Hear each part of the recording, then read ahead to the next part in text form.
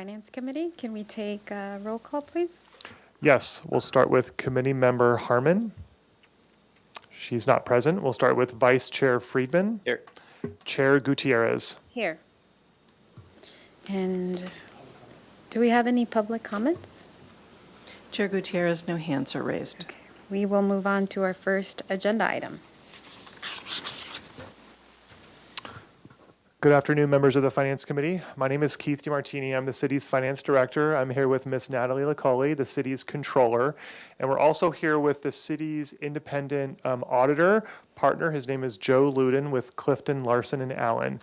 And it is our pleasure to present an overview of the city's annual comprehensive financial report, more commonly known as the ACFR, for fiscal year 2023. And so the agenda for today's presentation is to give a background information as to these comprehensive financial statements, give a brief overview of the major statements included. We'll talk a little bit about the general fund overview and then give a summary overview of the enterprise funds. And then we'll turn it over to our audit partner, Mr. Luden, and he'll talk about the audit process and all of the requirements of the audit and the results of the audit themselves. And then we'll turn it over for questions, public comment, and discussion. So first, I want to give a little bit of background as to the financial statements. So again, the ACFR is the acronym for our comprehensive financial statements. And these statements are required financial statements that every city has to produce, and they comply completely with generally accepted accounting principles. And it really presents an overview of the city's financial condition and the ending results of our operations for the prior fiscal year. And so these financial statements are always a look back. They report back on actuals that have occurred, whereas our budget process is looking forward. It's comprehensive because it includes information that isn't just financial in nature. It provides a lot of context. It provides management discussion and analysis, an overview statement from the city administrator and the finance director. Staff has also complied with all of the requirements of the Government Finance Officers Association, known as GFOA, in order to achieve a high distinction for an award for transparency of our financial reporting and analysis. The ACFR is important because our city charter requires it. We are complying with the charter by producing this annual financial report. It is also important to note that our financial statements, our financial systems, our processes have been audited by an independent certified public accounting firm. And that firm communicates and presents an opinion, their professional opinion of our financial statements to the City Council and to the public. Producing this report is also required by state law. It's also required by federal law in regards to many of the grants that we receive. This document is critical because it is used anytime the city wants to issue debt. And as the Finance Committee is aware, we are about to start the process for the debt issuance for the upcoming police facility. And so this document will be the basis for that process going forward. And it also communicates the financial condition to the public. It increases transparency and accountability. It's important to note, as I mentioned earlier, that the city has complied with the very strict reporting criteria that the GFOA has issued for municipalities across the country. And I'm proud to say that the city has achieved this award for 35 years. And so the city has a long track record of producing financial statements that go above and beyond the minimum requirements, that are in the spirit of full transparency and full disclosure. And we really attempt to clearly communicate the financial story to the City Council and to the public.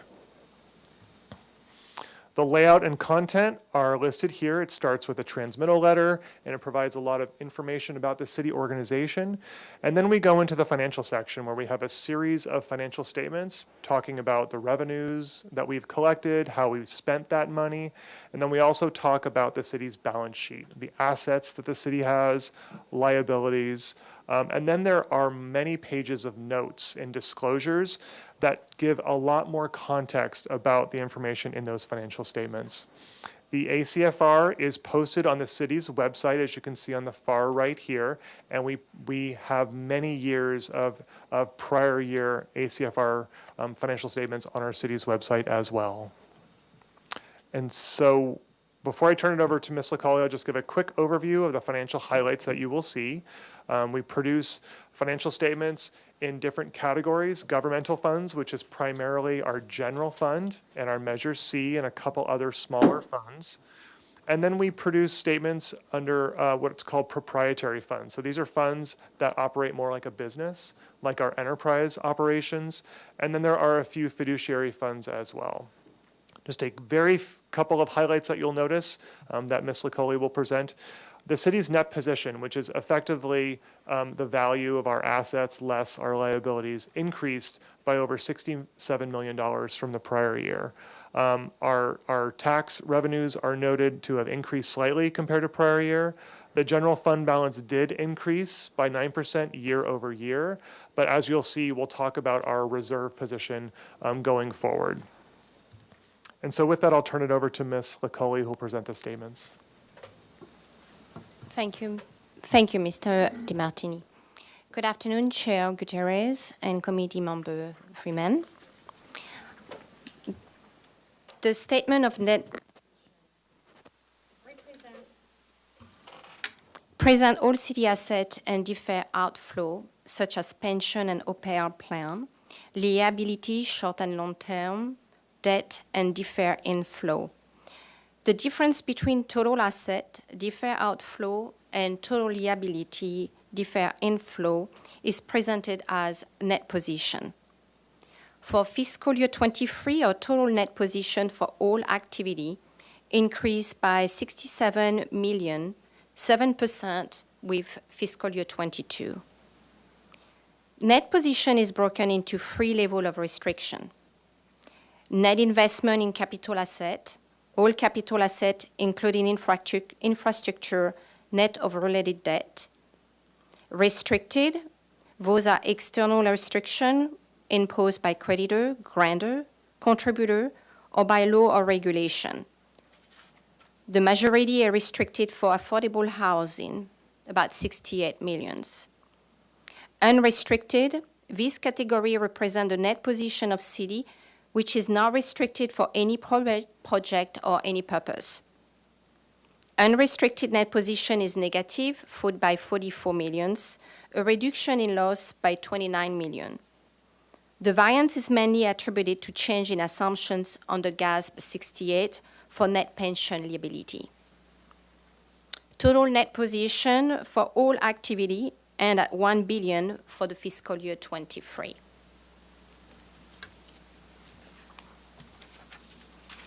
The next slides, it's related to the GASB 96. GASB 96, the requirement of GASB 96 is effective for fiscal year beginning after June 15, 22, and all reporting period thereafter. This statement provides guidance on the accounting and financial reporting for subscription-based informatic technology arrangement for government and user. GASB 96 requires a government to recognize a subscription liability and an intangible asset representing the government right to use a subscription asset at the commencement of the subscription term, which, prior to the standard, was recognized as an operating expense. Next, thank you. Statement of activity. Statement of activity provide detail of how the city net position changed during the fiscal year. Decrease in net position are presented as expenses. An increase in net position are presented as revenue. Revenue that directly relate to a specific function or program are considered program revenue, whereas tax revenue, included those restricted to a particular program function, are reported as general revenue. Total revenue for governmental activity is $236 million. The larger component is taxes, 158.6 million, or about a 3.7 million increase with prior year. In summary, the city next position for governmental function increased by 47 million for fiscal year 23. We will look as well at the last column on percentage subsidized. Percentage subsidized should be interpreted as a percentage that is funded by general revenue when program revenue is not sufficient to cover the expenditure for the year. For example, administration was subsidized by 9.1 million, or 43% of the cost. In total, 118.6 million was the subsidized cost of program funded by taxes and other revenue, such as franchise fees and investment income. Next, please. Now our focus will turn to the general fund for the next few slides. These slides show the balance sheet for the general fund. Total asset is very much in line in comparison to fiscal year 22. A slight decrease by 3.5 million in liability with last year, and a shift in non-spendable and unassigned fund in comparison to fiscal year 22. Unassigned, the residual amount that has not been restricted, committed, or assigned to specific purpose increased by 4.8 million with fiscal year 22. Next slide, thank you.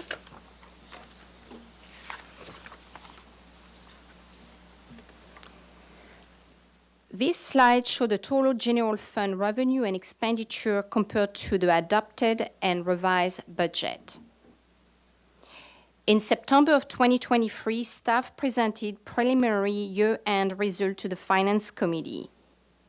Revenue and expenditure have been updated based on all year-end requirements, including actual, accrual, various reconciliation, and other final entry, such as return on our investment with reserve, which brought an additional 5.7 million in revenue. The adopted budget called for a deficiency of 2.6 million. The revised budget includes carryover from the prior year for commitment, as well as action taken by the City Council to appropriate funds during the year, such as increase in expenditure for public safety, public work, and community services. Actual result is an additional 4.2 million in our fund. Okay, next slide. General Fund Reserve. This graph gives us an overview of the reserve for the last 19 years in relation to policy, disaster, and its total.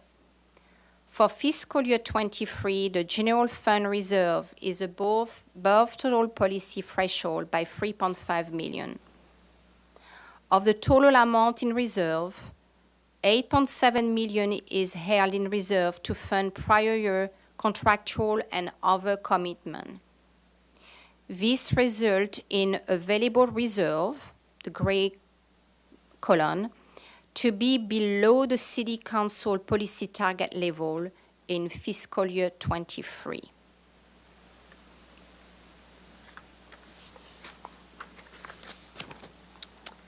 So the next few slides will present a summary of the financial condition of the major enterprise fund of the city. Enterprise fund net position. All enterprise funds ended the fiscal year with a positive net position. Deferred inflow and outflow are generally related to other asset or liability related to benefits, reserve obligation, and new GASB requirement. In comparison to fiscal year 22, most of the funds have greater result at the exception of airport and downtown parking. Airport and downtown parking net position is lower than fiscal year 22 due to the increase in pension liability. Next. Enterprise funds income statement. Most of the enterprise fund ended the year with a surplus, led by water and clean energy department. The water fund ended the fiscal year at 92% of budget for its expenditure, largely due to vacancy and special projects that were on hold. Clean energy fund revenue was stronger than budgeted by 9.9%. Clean energy rates are tied to Southern California Edison rate. Southern California Edison raised their rate twice in fiscal year 23 in response to certain cost drivers that we don't have. Airport and downtown parking underperformance are due largely to increase in payroll expenses and as well as pension liability.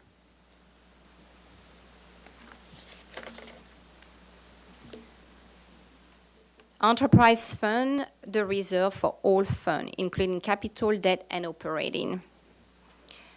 This slide represents the flow of fund balances for enterprise fund at the end of fiscal year and a breakdown of the reserve between restricted and non-restricted. Reserve requirement. Reserve requirement is mainly a combination of disaster reserve, which is 15%, and contingency reserve, which is 10% of the fund. Available reserve is the amount that is spendable after all reserve requirements are met, reduced by capital asset, debt obligation, carryover, and others. Airport reserve are heavily impacted by its debt repayment obligation.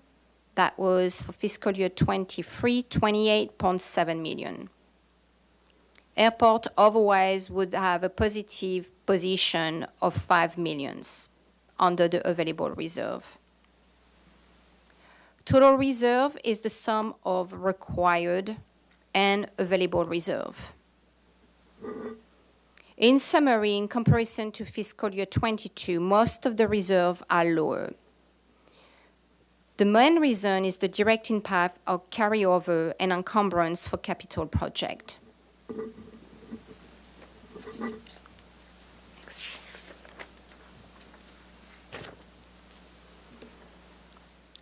The last slide is related to the same enterprise fund reserve, but just to focus on the operating fund only. All enterprise funds have a positive total reserve.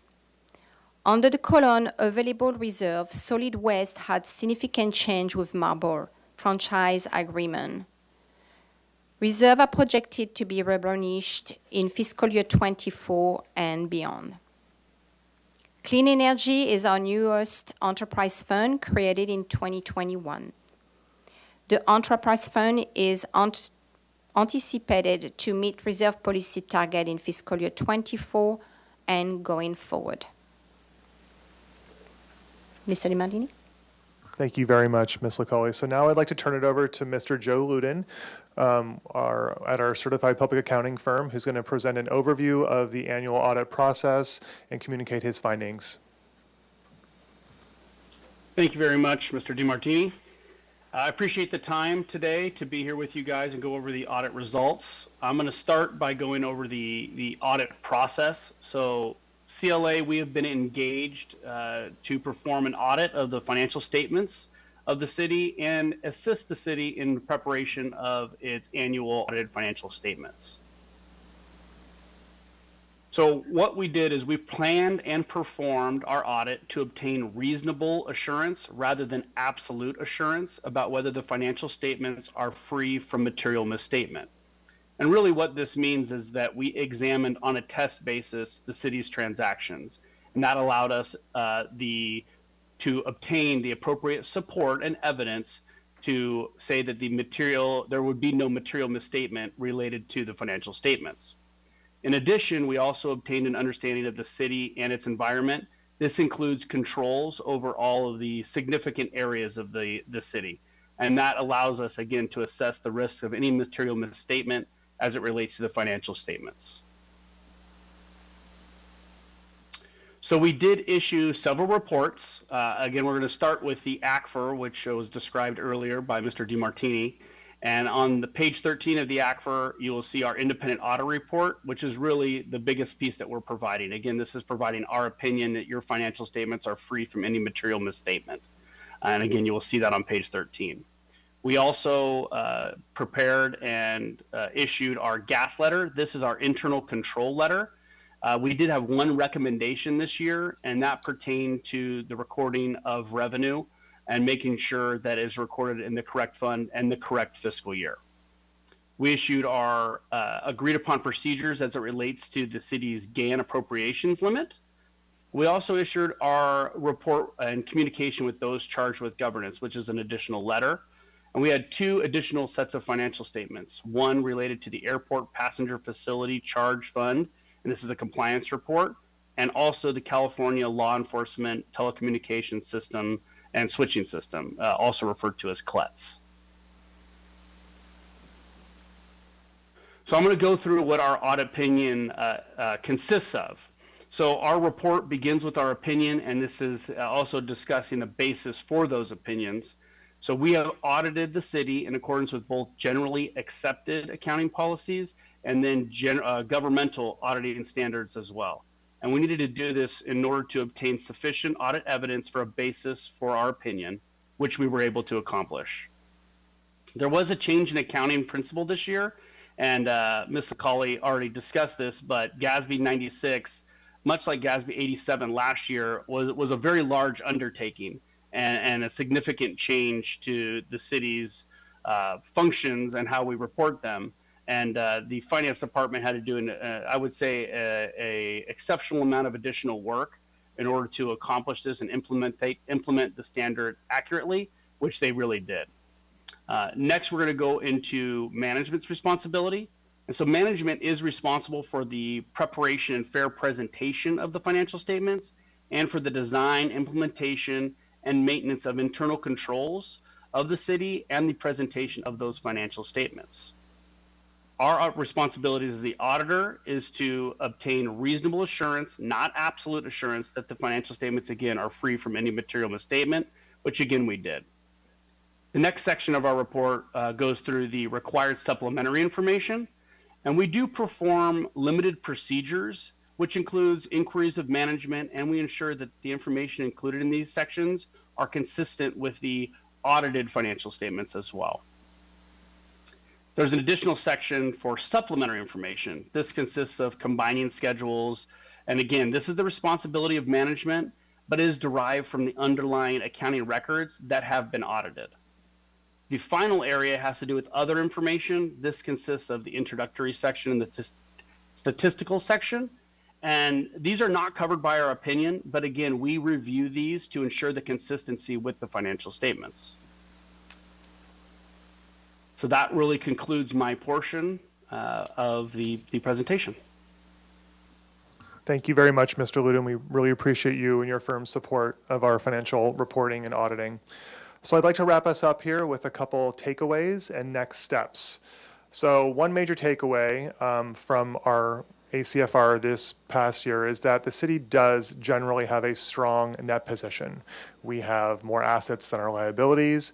We are able to take in adequate revenue to cover our annual ongoing operating expenditures and also invest in our capital infrastructure.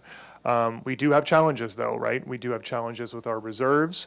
We do have challenges with continuing to meet the city council approved reserve policy target, but we do walk through that with the finance committee and city council during our budget process. It's really important to note that the city maintains very strong internal controls over our financial reporting, our financial processes, the payments we make to our vendors, payments and money we give to our employees to do the work that they do, our revenue control system. So we have incredibly strong internal controls, and that you can see that by the strong audit opinion from our independent CPA firm. We do have growing pension liabilities. As Ms. LaCauley mentioned earlier, many of the funds had sort of negative year-over-year change based on those pension liabilities. And as council is aware, we took decisive action not too long ago to establish a Section 115 trust and implement a pension management policy. And over time, as those assets grow in that trust, that will be used to draw down our growing pension liabilities and pension expenditures. It's also important to note that our self-insurance fund is still underfunded, and that will be an ongoing expenditure constraint on our operations going forward. The financial statements show a significant amount of capital investment that staff and the city has made over the past year, again, focusing on reserves management. And then we will very quickly be pivoting to our upcoming budget cycle starting next week. The city administrator's recommended budget will be released on Thursday. We'll be presenting an overview to the city council next Tuesday. And so we're looking back today at last year's financials, but we will be very quickly looking forward to next fiscal year. And so the recommendation before the Finance Committee today is to recommend that the City Council accept the annual comprehensive financial reports for fiscal year ended June 30th, 2023. And before I turn it over to the Finance Committee, I'd like to acknowledge a couple of staff that worked very hard on these financial statements. First, starting with the leadership of Ms. LaCauley, but I'd also like to recognize Ms. Jessica Yates, the supervisor in accounting, did a tremendous amount of work, along with her staff. Lynn Sparks is a retired accounting supervisor, but also we have Joe Salamak, Takaro Shinoda, and Miss Sarah Lynn Boyd, who's not present today, but they worked very hard to produce these statements, and so did staff across the city. This is a citywide priority to make sure that our financial statements are accurate and complete and timely, and that we maintain our strong internal controls free of fraud or any misuse. Again, that's very evident in the clean audit report that is before you today. So with that, we'll turn it over to any questions. Thank you very much. Thank you, Mr. DeMartini, and to your staff for working on this report. Do we have any questions? Thank you, Madam Chair. I just have a couple questions. First, I do want to thank all the staff. This is a great report. Looking backwards and then all the information there, that other information about the history of our city is always good to reread as well. So thanks for including it. If you could pull up slide 16. Just wanted to understand for 23, what's the actual number that we've gone into our reserves? It kind of shows the chart and it's in between, if I'm reading that. How far have we dipped into the reserves for last fiscal year? This is a little Vice Chair Friedman, thank you so much for that question. I believe it's around $3 million below the reserve policy target. And so we really tried to isolate on that top blue section. There is actual cash, sorry about that, in reserve above it, but there's around $8 million in reserve that is already specifically required to be kept there for prior year commitments, our encumbrances, contracts, city council actions that they have taken. So that money is restricted for those purposes. So we're about $3 million. Okay, perfect. Thank you. It was just a little hard to tell from that, but $3 million is what it took to balance the budget from last year. Okay. And then if you could look up 19.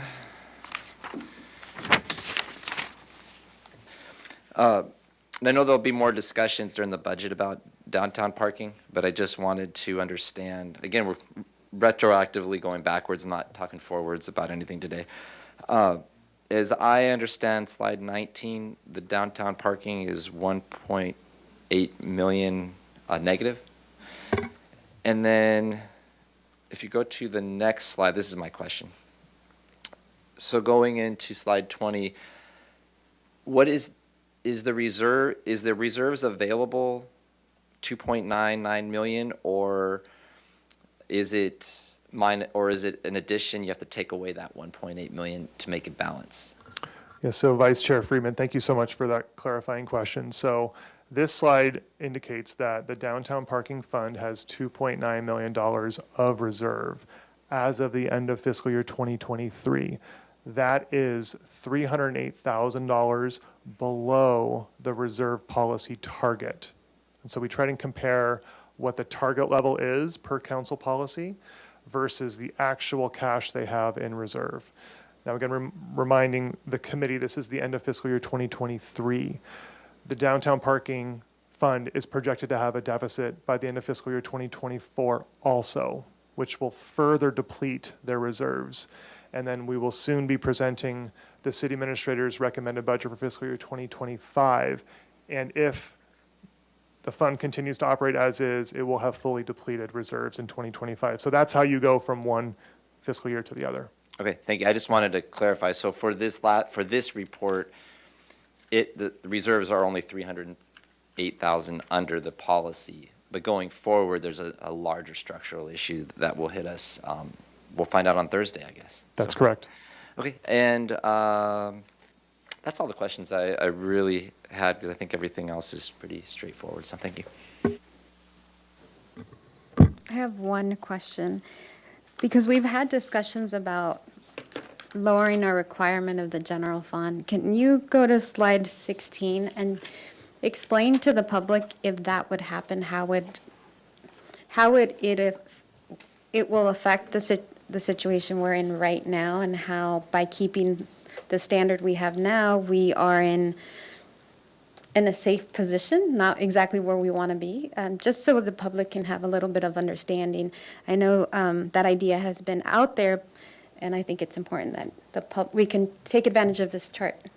Thank you. Chair Gutierrez, I'd be happy to talk about the reserves. And so just to confirm, the city has a 25% reserve policy target on the general fund. That's 15% disaster reserve. That's the black line on this graph. And then an additional 10% contingency reserve, and that gets you up to the red line. So that red line is our policy target. And so some of the recent comments during council meetings has been to potentially consider changing or lowering that reserve policy target. Now, fairly recently, staff did go do research and look at comparable cities' reserve policy levels as well, and ours was around in the middle.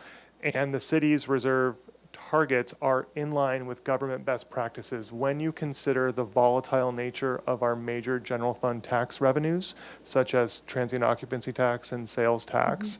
When our revenues are more volatile, it's important to have a little bit of a higher reserve policy level to sort of head off that volatility. Also, we've had disasters, and this graph shows evidence of how the city has strategically leveraged those reserves during times of emergency and disaster. Thinking about the Thomas Fire, when the economic recession occurred in 2008, 2009, you can see on the graph that the city strategically dipped into reserves to reduce the impact on the community and then gradually replenished. COVID is another time when those reserves were used, as you can see in 2020 and 2021. And then again, during the storms recently, we have had to dip into our reserves to expend money to immediately respond to storms and other disasters, knowing that we may not get Cal OES or FEMA reimbursement for those expenses for many, many years. And so those reserves are really important to be able to allow the city to respond immediately and to minimize the impact on the community. If the reserve policy target was lowered, effectively over time, we wouldn't have such as a high requirement. But it would mean that when we need that money, it may be more challenging for us to use it. So those are sort of the trade-offs.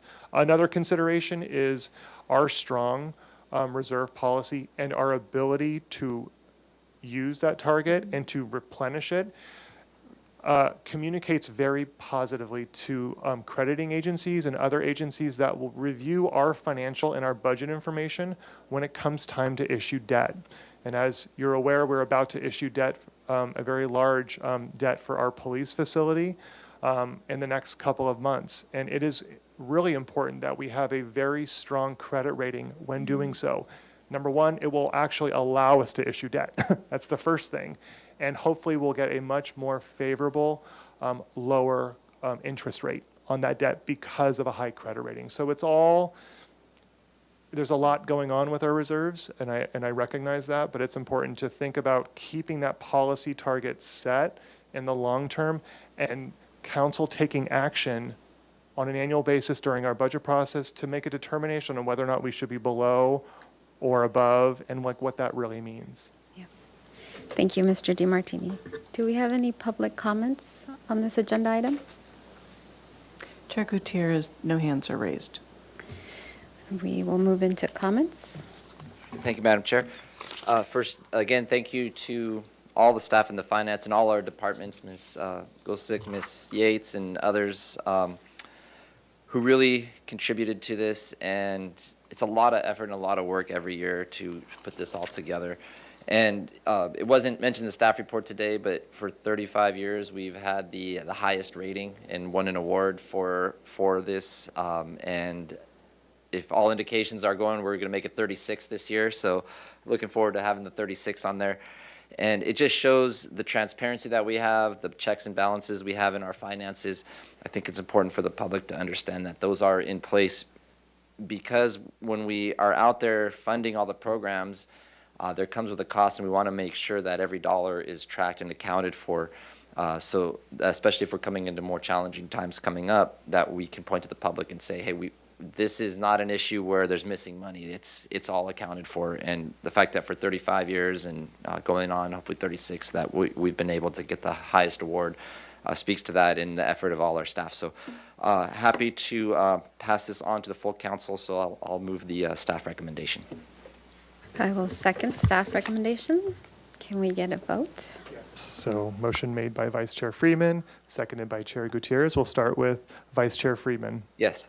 and then Chair Gutierrez. Yes. That motion passes 2-0. Thank you. And this is the end of our meeting. Thank you so much. Thank you so much.